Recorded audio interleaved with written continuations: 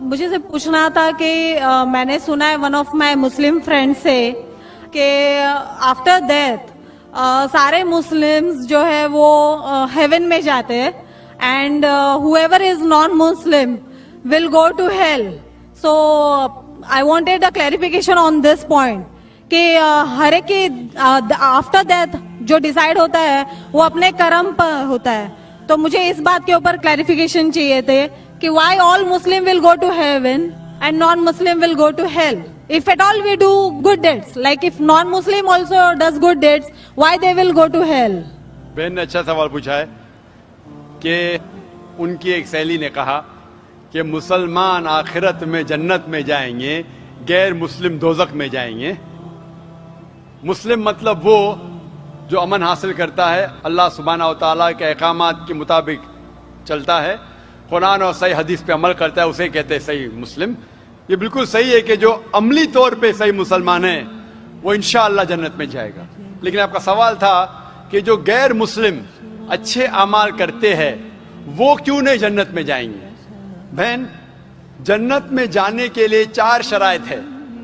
जब मैं मेरा 10th स्टैंडर्ड पास किया, मैं सेंट पीटर्स स्कूल से फारिग हूं. जब मैं ICSE में था 10वीं में, मेरे एग्जामिनेशन में 6 कंपलसरी सब्जेक्ट्स थे. English, mathematics, science, geography, history, Hindi. 6 subjects compulsory. 6 subjects में पास होना कंपलसरी है. इसी तरीके से इंसान को जन्नत में जाने के लिए 4 शराइत है.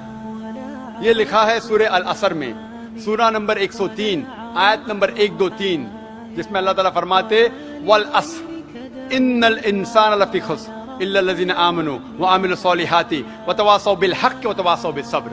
अल्लाह सुब्हानहू व तआला कसम खा रहे हैं वक्त की, असर की. बेशक इंसान खसारे में है.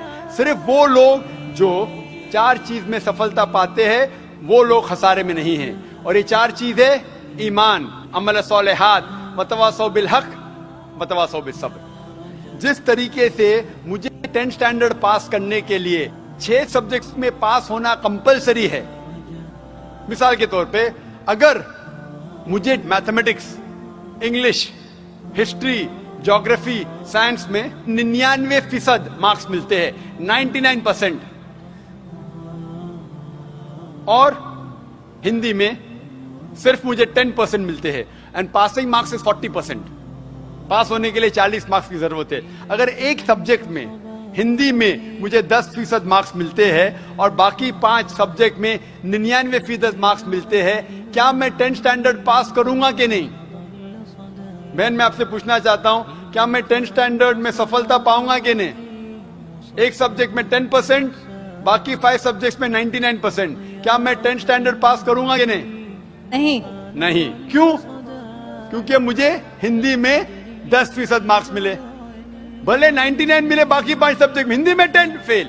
उसी तरीके से जन्नत में जाने के लिए सूरह अल असर के हिसाब से 4 चीजें जरूरी है. ईमान, अमल सॉलिहात, नेक अमाल जो आप कह रहे हैं, वतवासौ बिल हक़, लोगों को हक की तरफ बुलाना, वतवासौ बिस सब्र, लोगों को सब्र की तरफ बुलाना. 4 चीजें जरूरी है. एक भी चीज अगर इन चारों में से मिसिंग है, मौजूद नहीं है, अगर आप एक भी चीज में फेल होते हैं तो आप जन्नत में नहीं जा सकते. अगर आप कहते हैं कि आप अच्छे इंसान हैं, आमाल में आप बहुत अच्छे अमाल करते हैं, मान लो आपको 99 मार्क्स मिले अमाल में, 99, लेकिन ईमान में तो आप फेल है. आप ये नहीं मानते कि अल्लाह एक और मोहम्मद सल्लल्लाहु अलैहि वसल्लम आखिरी पैगंबर है, जो सारी मजहबी किताब में लिखा है, तो आप ईमान में फेल है. आप कितने भी नेक काम करो, 99% मिले, 100% मिले, बाकी 3 हिस्से में ईमान में लेकिन फेल हुए, तो आप जन्नत में नहीं जाएंगे.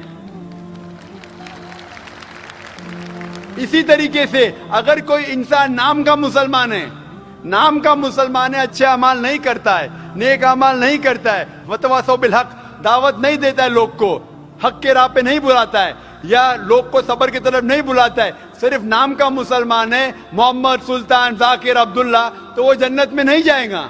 उसे जन्नत में जाने के लिए ईमान, अमल सॉलिहात, वतवासौ बिल हक़, वतवासौ बिस सब्र, चारों चीज की जरूरत है. इसीलिए आप अमाल कितने भी अच्छे हैं, अगर ईमान नहीं है कि अल्लाह एक है और अल्लाह के अलावा किसी की इबादत नहीं करना चाहिए, और ईमान नहीं है कि मोहम्मद सल्लल्लाहु अलैहि वसल्लम आखिरी पैगंबर है, तो आप जन्नत में कभी भी नहीं जाएंगे.